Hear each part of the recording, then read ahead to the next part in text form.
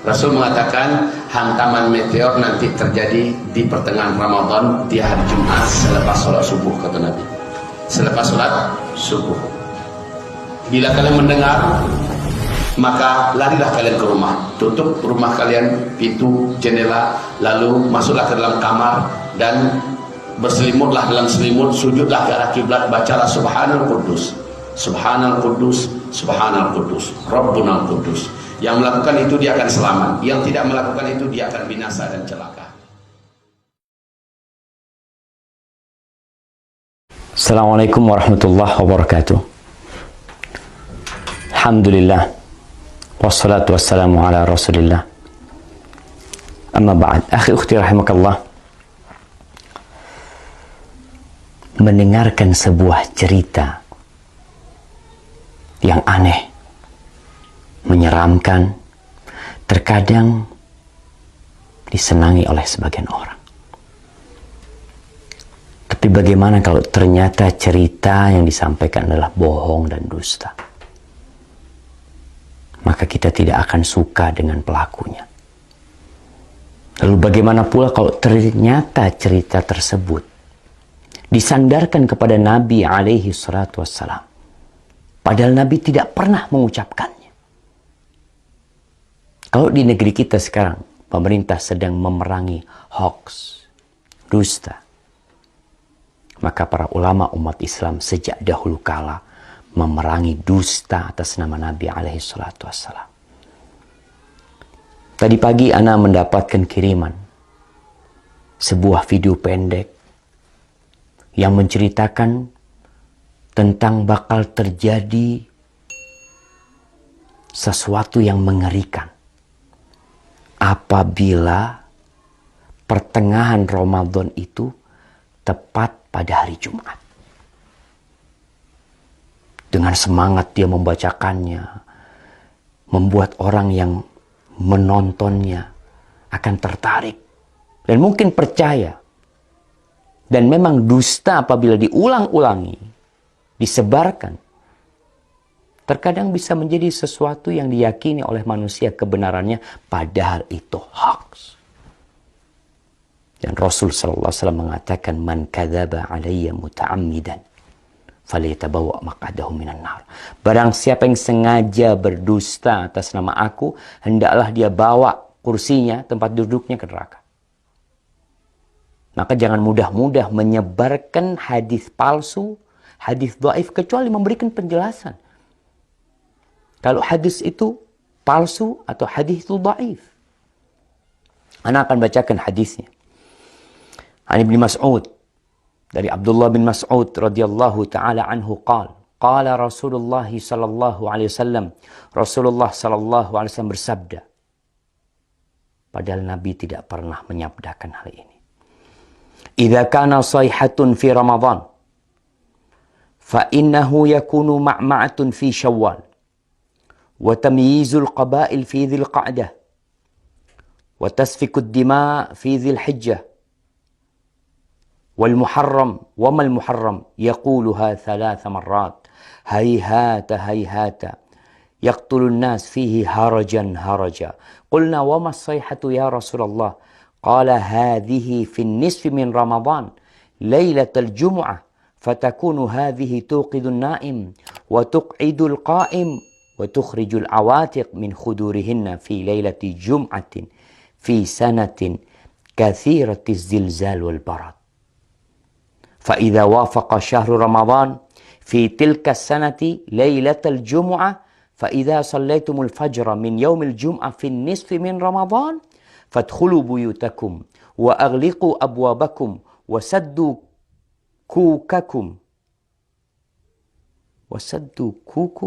ودثروا أنفسكم وسدوا آذانكم فإذا أحسستم بالصيحة فخروا لله سجدا وقال سبحان القدوس ربنا القدوس فإن من فعل ذلك نجا ومن لم يفعل هلك. Jamaah rahimakumullah.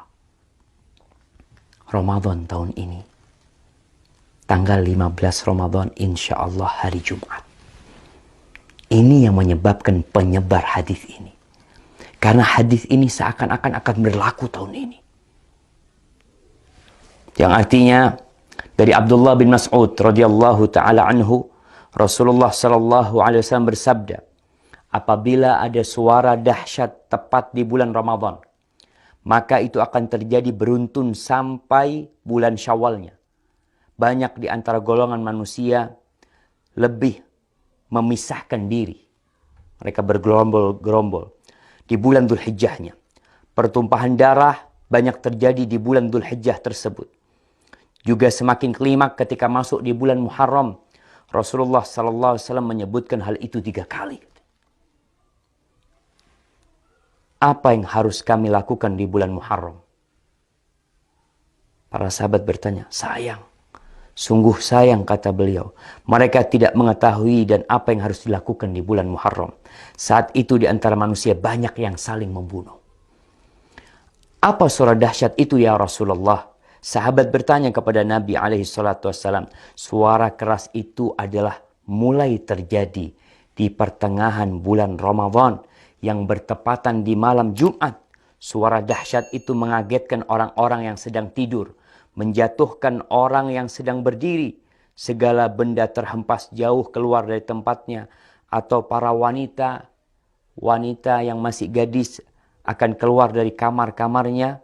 Malam Jumat pertengahan Ramadan itu terjadi goncangan dahsyat dan cuaca sangat dingin. Banyak sekali terjadi gempa, banyak sekali yang seperti yang kita lihatlah, gempa di mana-mana mungkin. Kemudian apabila bulan Ramadan itu tepat di tahun itu, dan kalian sedang melaksanakan sholat subuh malam Jumat di pertengahan bulan Ramadan tersebut, masuklah ke dalam rumah, kuncilah pintunya, tutuplah kepala kalian, lindungi tubuh kalian, dan tutup telinga kalian. Apabila kalian merasakan suara dahsyat, bersyukurlah, sujud. Nih, ada sujud. Kita tahu sujud itu ada sujud syukur, sujud tilawah, kemudian ada sujud sahwi, ada sujud ketika salat. Ini sujud ketika mendengar suara keras. Membaca Subhanal Quddus, Subhanal Quddus, Rabbunal Quddus. Karena sesungguhnya apabila kalian melakukan itu, niscaya selamat. Jika tidak, tentunya akan binasa.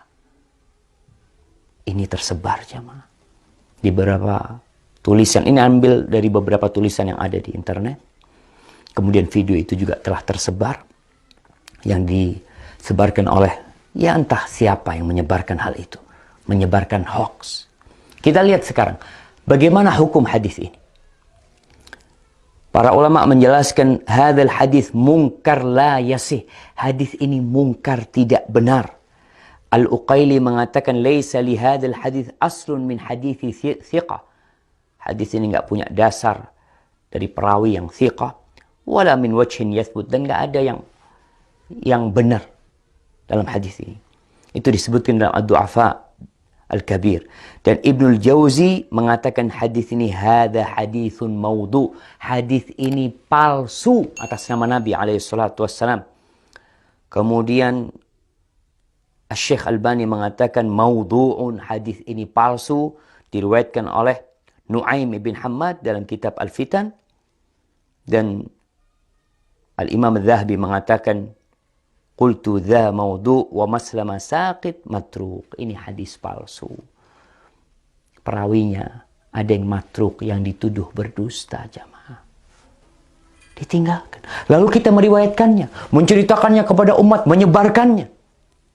Atas nama Nabi SAW. Nabi bersabda, padahal Nabi tidak pernah menyabdakan hal itu. Jamaah, ma min qaul. Tidak ada satu ucapan yang keluar melainkan ada raqib, ada atid. Ma yalfidu min qaulin illa ladaihi raqibun atid. Akan ada yang mengawasi, mencatatnya. Tapi mungkin sebagian mengatakan, Ustadz kan boleh meriwayatkan hadis dhaif. Kan ada ulama yang berpendapat seperti itu. Kan ada khilaf di antara para ulama. Nah, Anda akan sebutkan para ulama yang membolehkan meriwayatkan hadis dhaif. Yang pertama, mereka mengatakan ini dalam fadailul a'mal. Dalam fadilah beramal. Bukan dalam menceritakan hal yang gaib. Yang mana itu berkaitan dengan akidah seorang hamba nanti. boleh mengamalkan hadis-hadis dhaif dalam fadailul a'mal dengan catatan 3. Yang pertama, hadisnya tidak terlalu dhaif. Kalau yang tadi palsu. Yang kedua, hadis ini masuk dalam kaidah umum sebenarnya. Yang ketiga, tidak boleh meyakini ketika mengamalkan bahwa itu dari Nabi SAW. Hanya orang ini hati-hati mengamalkannya. Maka hadis palsu, hadis yang dhaif sekali tidak boleh. Kalau antum mau menyampaikan sebuah hadis yang dhaif, sampaikan kalau ini dhaif, kalau ini palsu, agar orang faham dan mereka tidak tertipu dengan apa yang kita sampaikan. Barakallahu fikum.